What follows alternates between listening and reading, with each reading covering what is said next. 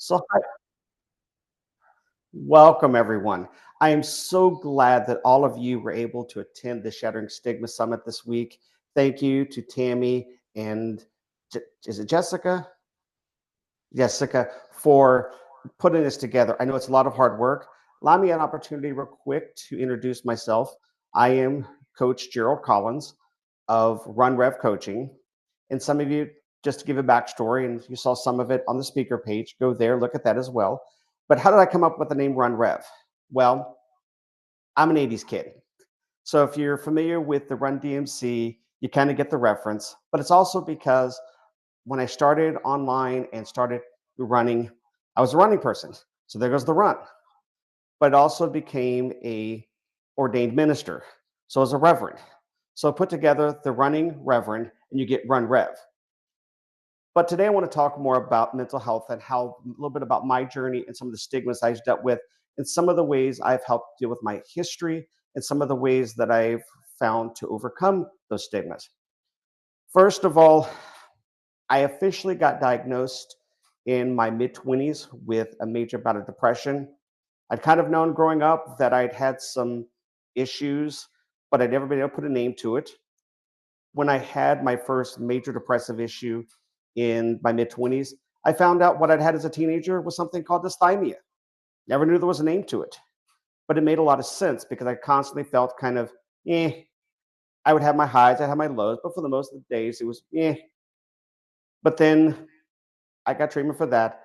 But then for me, my history of how I came to really realize how powerful it was in 2011. I lost my mother rather quickly to breast cancer. Now, she had had diagnosed previously, 17 years previously, and she'd had a reoccurrence. And yeah, she'd been struggling, but we had been seeing her tumor markers coming down, and we'd all sort of had an idea and a preference that that was going to get better. What I didn't know was no, that wasn't going to happen. You hear in hospice and the care of the rally, that would have been on the Tuesday.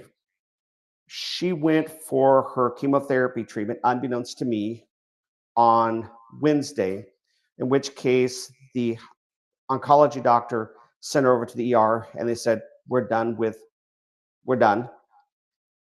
She met with hospice on Thursday and discussed her end results and what was going to go on with her. She notified me on Friday. She was talking very similar to what we are talking now. By Saturday, she was down to only saying 2 or 3 sentences. By Sunday, maybe 1 or 2 words. And by Monday, she was catatonic and passed away late Monday night. So essentially, from having the rally on a Tuesday and 7 days later, she was gone.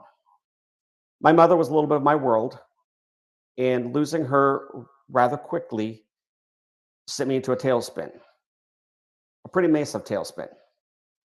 About 9 to 12 months later, my wife looked at me, and very rightly so, said, honey, either you do something, get something for treatment, get something to deal with this grief, or I'm out of here. And she was justified in doing so because I had become basically impossible to live with. I was biting off the head of our 5 year old daughter for anything and everything. If she just moved the slightest bit wrong, I was just biting at her. Every little thing was an irritation. I just was in no mood to do anything. And yeah, I kind of needed that. I kind of needed that wake up call. Well, I've always been sort of an active person. I was in band in high school and I pretty much kept moving. But it always been sort of a dream of mine to get involved in running. And so I thought, well, I know I can walk a 5K. I can walk pretty fast. Let's train to run one. So I spent a month learning to run a mile, then spent 8 months learning to run a 5K. But along the way, I found that the running or the exercise, not only did it help my depression and help my grief, it gave me a purpose. There was something outside of me now that I could focus on. There was something that brought me joy, that brought me peace. And I found a group of people, a community that I never thought I'd find again. The local running community here in my area, is very proactive. There's a we have about one group is about 1,500 to 2,000 members. So I found a home again. So not only was I dealing with my depression, dealing with my grief, but I found a purpose in a home. Didn't expect that, but I was in a far better place. But I still was dealing with one of the stigmas that I couldn't get past. Even when I got diagnosed in my 20s, I didn't really want to tell anyone that I was having mental health issues. A lot of times, I didn't even want necessarily to tell my primary care doctor. I was kind of trying to keep that compartmentalized. I would make sure that if I was getting treatment, I was seeing from a psychiatrist or I was seeing a counselor. But I wanted to keep almost everything so separate. I didn't want to talk about it. I didn't want to. Would tell a little bit about the grief, but I didn't want to tell anyone how bad it was. I didn't want to talk about how much depression was really influencing my life, and I kept everything separate. And I think part of that was, and what the point of today's message today is, growing up in a community of faith, I had a lot of people. I was very lucky. I had family that understood mental health issues. I'd had family members that had had mental breakdowns. So I had some very close family that was understood it very well. But a lot of times the faith community didn't. Mental health in the faith community is seen as a huge stigma. I've heard it over and over again from multiple places, from multiple people, that they view mental health as almost a lack of faith. If you just pray enough, if you just read your Bible enough, or you just have enough spiritual faith, then you don't need to go seek treatment, whether it be from medication or especially even from counselors.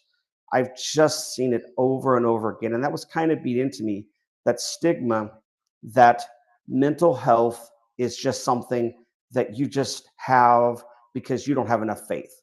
You don't pray enough. You don't do this enough. And while I personally knew that wasn't true, I knew that was a load of malarkey. I wasn't willing to stand up and to put myself out there. I wanted to sort of hide in the shadows. If you could get into my inner circle where I could trust you, yeah, I might share about it. A lot of times I might share from a perspective of a third party. I might give an innuendo that I had a clue because I was dealing with it myself, but I really wasn't willing to break that stigma. I was really constrained by that. And so over the years, and now realized it's not going to get better unless I and others speak up and share what we know to be the truth. I'm not going to personally, I'm not going to break the stigma if I don't speak up and say the truth. And what is the truth? The truth is, yes, faith does play a part in our mental health healing. It does play a part in our healing, just like faith plays a part in our physical healing. We have a lot of issues that are there. But just like if you had a headache or you had arthritis, or like I've had this past week, you have a muscle pull, you're going to go to the doctor. You're going to get that medication. You're going to get those tests. You're going to seek the treatment that you need for that. So, why would we want to treat our mental health, our mental issues any differently? Why do we want to see our physical health and our mental health as two separate entities? Because they're not. They're a part of us. And just like you would go to the doctor for your physical health, you go to the doctor for your mental health. Just like if you're having a bad day physically, hanging out with somebody that has a better attitude, or somebody that can just say, you know what, I understand, helps us. So one of the things that I wanted to do, and what I do as a running coach, is I realize how much that it helped me to be physically active. So what am I trying to create as part of my breaking statement? One, I want to create a community of active people where it's safe. One of the biggest problems I found with mental health issues was, yeah, okay, I felt it as well. I didn't feel safe talking about it. I knew the truth, but I didn't have a safe environment where I felt safe talking about it. And one of the things I do as a running coach is create a community where it's safe to talk, where it's okay to not be okay. You're going to have days when it doesn't feel okay. And a community where it's okay to say that it's okay to get help. It's okay to go talk to that counselor. It's okay to go get that medication. It's okay. It doesn't mean you're weak. It doesn't mean you have a lack of faith. It means you're strong enough to go past this nonsense and get the help that you need. And so I want to give back to other people. One of the ways to break the stigma is to talk. I can't tell you how much freeing and how much stronger I feel now that I'm willing to say, hey, I struggle with mental health issues. It was hard when I started this business 2 years ago. I didn't have any idea that this was the genre I was going to go into. But when I realized this is my people, these are who I want to work with, putting my story out there was scary. Telling, I don't encourage everyone necessarily to do this, but putting my story out there to the internet was scary. Being open and being honest and being willing to say, hey, this is who I am was a very tough step to make. But now that I've made it, I don't regret it because I feel stronger. I feel heard. I feel that the things that I was scared of, they're not so scary. The world didn't come to an end. My friends didn't leave me. I don't have a big pariah mark on my social media channel. As a matter of fact, I found out there's far more people out there dealing with mental health issues and that find relief and encouragement through physical activity than I ever dreamed possible. I'm finding connections to people that I didn't even know that I needed to connect with. And I'm hopeful that as today with the summit and through other activities, that you guys will find the same thing. That just being here will give you an opportunity to say, hey, you know what? I'm not alone. There's someone else who's went through something similar to me. There's someone else who understands me. And we've got 45 speakers here who are giving you the opportunity to share with you. Maybe you can't, every last one of you, be here, like Tammy said, for the entire 48 hours, but you've got an opportunity to listen to here. And the other thing is I found out, I want to share with people the same thing that I found out. Physical activity, whether it be running or it be tennis or it be anything else, it's not going to necessarily heal your depression or your grief, but it's going to make it a lot more easier to bear. Being, if nothing else, going through a training plan gives you the encouragement to get up and do something. Sometimes the hardest thing when you're dealing with depression is just to get up and move. It's just to get out the door. It's just to get up in the morning and do anything. You have a list, at least if you're like me, sometimes you have a list of things that you want to do, but you have no desire to do them. But yet when you get up and you get moving, you find that, hey, I've got the I've got the movement now. I'm going to keep going with this. And that's one of the things that physical activity brought for me. And it's one of the things that as a runner and a running coach, I like to give back to people is that ability to have the plan. Yes, there's going to be days we're going to miss our plans. There's days we're going to have bad days. But having that helped me and having a coach in your life or a friend in your life or someone in your life to help keep you accountable. I'm not looking, you aren't looking for someone that's going to beat us over the head with things, but someone that's going to give us a reason to get out there.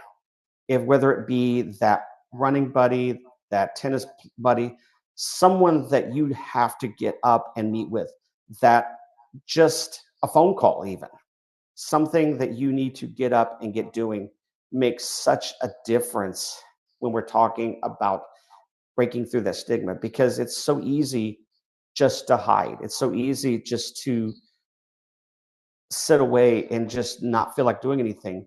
But having that person or those people in your life that give you a reason to get out there makes all the difference. So for me, I think the breaking stigma is, and also too, it's being willing to step up and talk to people.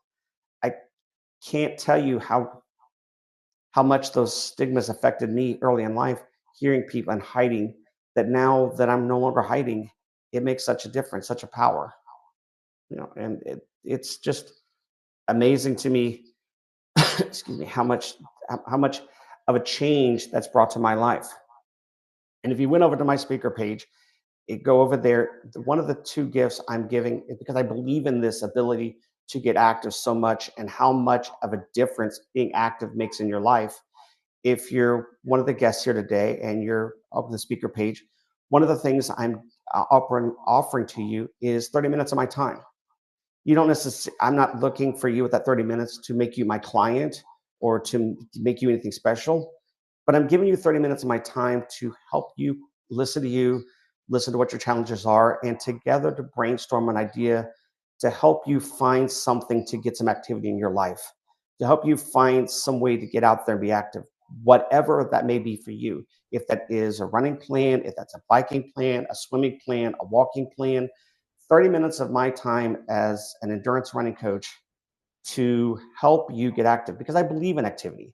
I believe it's something that makes not only a difference in how we live our everyday life, but it makes a difference in our physical symptoms, as I've said. But even though it can affect your everyday life, it's someone that has a plan in their life, whether whatever type of activity you want to get going on, accomplishing that plan helps to teach us that we can set goals and we can set plans in other aspects of our lives, and we can accomplish those. It gives the little small things we do in our lives help us to understand that we can accomplish bigger things. When I started off running just to run a 5K, never dreamed I would be sitting here saying that I've ran 5 marathons. A simple goal just to do one 5K, which is 3 miles, took me almost 3 months to learn how to do that. But then that little small goal said, well, if I can do this, I can do 6 miles. If I do 6 miles, I can do 13 miles. If I can do 13 miles, I can do 26 miles. And the same thing occurs in other aspects of our lives. We learn that if I can speak to one person, I can speak to two people about my stigmas. If I can speak to two people, I can speak to three people.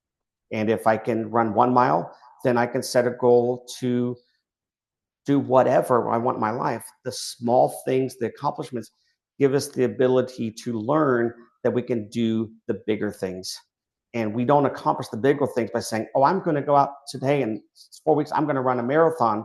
No, it's I'm going to learn to walk 3/4 of a mile and run 1/4 of a mile. Then I'm going to learn to walk half a mile. We build up to it. And it's the same thing with the stigmas. If we're going to break through, we don't break through our stigma by just jumping head first into everything. We take it one small baby step at a time. And we realize, okay, everything's still okay. And then we take another baby step. Okay, everything's okay. And it's the same thing that I've learned from every other aspect of that. So let's see if we have any questions here.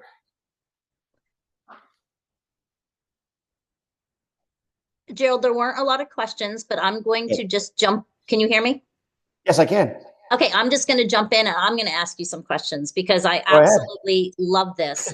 And I love the fact I want you to stress a little bit more on if you're just starting and you're scared or talk about the physiological and the psychological, like just being outside. Like Oh, yes. I People think I'm crazy, but for two you reasons. are. I always learned to run outside. I would run outside whether it be 90 degrees or it be 0 degrees Fahrenheit outside. I was always outside for two reasons. One, personally, I don't feel stable on a treadmill for a lot of reasons. One of which I think is because I've got monocular vision. I never really felt stable on a treadmill. But the second and the most important reason why is being out in the environment outside just has such an unbelievable effect on the psychological aspect of our bodies, on our psyche. Being outside and just seeing the wonder. This is going to sound crazy to a lot of people, but I still remember this. I went running one time out, it was like 8 degrees outside. It has just started to snow. And yes, it was before daybreak even, but just the wonder of seeing that light snowfall and almost feeling kid-like being in that environment. And it's the same thing with sunlight. The physical being of out there, hearing the bird chirp, seeing the trees, seeing the sunset, seeing the sunrise, just tuning into the world around you has such a transformative effect on you. I can't even begin to describe to people how much of a difference just being outside makes. I chose running, but even just going outside for a walk. For that matter, I think even just getting on your front porch with a cup of coffee and looking at the world around you has a difference. It's just that act of doing something makes such a dramatic change in your brain chemistry. It almost seems like you're selling snake oil, but it's true. Being outside, being physically active, whether it be walking or just spending some time with some friends or whatever, it changes you. It makes your day so much better. It makes your environment seem so much more productive. And it's one of the things I do encourage everyone, just get outside, even if it's 5 minutes a day, just get out there. It makes such a change. It's, I've seen it myself sometimes, like I'm just working around the house and all of a sudden I decide to go outside and look around, even just stepping outside and looking around. It's amazing just how much that changes the mood of the day. And there's science behind it, right? I mean, you Yes, walk there outside, absolutely, you look at there nature, absolutely is. yeah, your dopamine levels rise, your cortisol lowers. It's just nature. It's the universe. It's an energy out there. It's amazing. It really is. I It have a question really for you. is. I have a Yes. question. How quickly, when you were experiencing your issues, how quickly through movement did you start to notice a change in your mental state? Honestly, within 2 to 4 weeks. Really? As a matter of fact, That's sometimes it was even just even the first week, just having that purpose, having something to do changed it. But I think the biggest transformations was occurring within the first 2 to 4 weeks. And even now, this was 2012. I still remember the exhilarating joy for me of being able to say, wow, I ran a mile today. And I look back, the people I was telling this to, they're probably running 3, 4, 5 miles daily. It's like, okay, so you ran a mile, so what? But I was lucky in the fact they didn't take that attitude. They reveled in the joy with me. And that's also why I say the connection to friendships makes a difference. Because had they looked at me and said, oh, so what, a mile? I think it would have changed. But having that people in my life to go, that's great, you ran a mile. I can't believe that, helped pursue me on. And I think for me, like I said, I think I saw the changes within 2 to 4 weeks. But even now, it's like if I don't run a day or two, I notice that it's like, ugh. But just getting back out is like, okay, okay, we're good to go again. and I have a follow-up question to that. Sure. Or do you, because of your spiritual background, do you find that you inadvertently worship while running? Like, do the two coincide? Do you Oh, recommend? very much so. Very much so. Whether it be I'm taking some praise and worship music from a Christian standpoint to kind of uplift, whether it be just turning everything off and looking around the world around me. And I mean, for me, one of the greatest things could be taking time to pray while I'm out running, to give, to kind of, it's almost like a meditative state of focusing in on looking at what wonders for me coming from a Christian perspective that God has created, giving thanks for the magnificent things He's created, and just realizing that I'm surrounded by so much amazing greatness. And it really does for me. The activity gives me a chance to just focus in on what I want to do for the day. And it gives me a chance to almost be prayer like and praise like and meditative during the physical activity. It's a great time for it because a lot of times, especially if you've got an active family at home, you may not be able to get a quiet time at home. But if you can convince your spouse, your loved one, hey, I'm going to go out for a 10-minute run or 10-minute walk, it's a great time to get some time away and just spend that spiritual time by yourself. That's beautiful. Thank you. Thank you. You're welcome. So, Gerald, coming from every aspect, so assuming that some people have never run, walked, exercised, it's not their thing. What would be your biggest tip or advice on how to get started? Find something you love. I would say start with something you love. If you love to dance, dancing a physical activity. honestly, if you really are struggling with physical activity, find a way each day to add something into your life, whether it be park 5 spaces further away at the store, take up 1 flight of stairs. Look for ways that you can add things to your daily activity. It sounds kind of silly, but it's the truth. There's lots of opportunities throughout the day. If you've never done anything, there's lots of opportunities in the day just to add some physical activity in there. It, like I said, it can be so simple as we usually want to find the parking space closer to the door. But what if once or twice a week we find the parking space furthest away, and if we physically can't, we walk that? And it doesn't sound like a lot, but even 5 minutes every day added up over the course of a week is almost 30 minutes over the course of a week. And next thing you know, next week you can do 40 minutes, and the next week after that, 45 minutes. It's a cumulative effect. It's just doing something.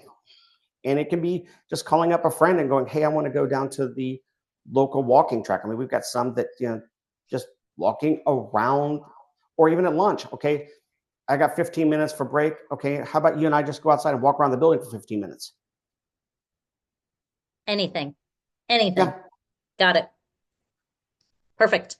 And yeah, I love the baby steps. You got it. Everybody goes, oh, I got to get 10,000 steps a day. No, you don't. If you're getting 600, 650 tomorrow is 5% better than you did Absolutely. yesterday. Absolutely. It's about adding, and that carries over to a lot of things in our lives. You know, the best, absolute best positive influence we have is not looking to remove things; it's adding things. It's adding small steps along the way. Those make the long-lasting changes. When we add a little bit and just keep with that, and then add a little bit more. Next thing you instead of walking 600 steps, you're now walking 6,000 steps. So what if it took you 3 or 4 months to get there? You weren't there 3 or 4 months ago. You were only walking 600. Now you're walking 6,000. You've made progress, and that's the positive impact. Amen. Love it. So thank you so much, Gerald, for coming on, and we appreciate you so much. And guys, don't forget, grab Gerald's free gift, and we will drop it in the Facebook group as well. And hit him up, because he went from 600 steps a day to marathons. That's insane, but incredible. But congratulations. Thank you, Thank you. Gerald.